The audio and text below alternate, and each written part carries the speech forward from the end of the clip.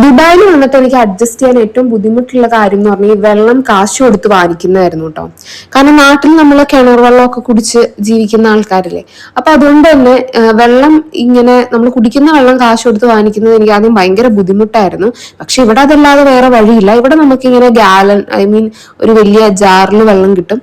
അതുപോലെ തന്നെ നമുക്ക് ഇങ്ങനെ കുപ്പിയിൽ വാങ്ങിക്കാം കേട്ടോ. അപ്പൊ ഇപ്പൊ പുതിയ സ്ഥലം ആയതുകൊണ്ട് തന്നെ ഞാൻ കുപ്പിയിലാണ് വാങ്ങിച്ചിരിക്കുന്നത്.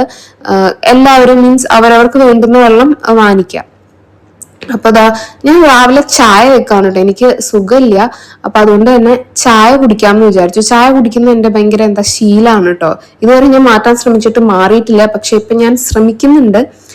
അപ്പൊ ഇന്നിവിടെ ഞാൻ വർക്ക് ചെയ്യുന്ന ഫാർമസിയിൽ സെയിൽ നടക്കാണ് കേട്ടോ. അപ്പൊ സെയിൽ നടക്കുന്നതുകൊണ്ട് തന്നെ ഞാൻ കുറച്ച് ഐറ്റംസ് വാങ്ങിച്ചു. ഇതൊക്കെ കൊറിയൻ പ്രോഡക്ട്സ് ആണ്. അപ്പൊ ബ്യൂട്ടി ഓഫ് ജുസിയോന്റെ ഒരു മാസ്ക് ഉണ്ടായിരുന്നു അതിന്റെ അകത്ത്. സോ ഞാൻ അതിട്ടിട്ട് കുളിക്കാന്ന് വിചാരിച്ചു കേട്ടോ.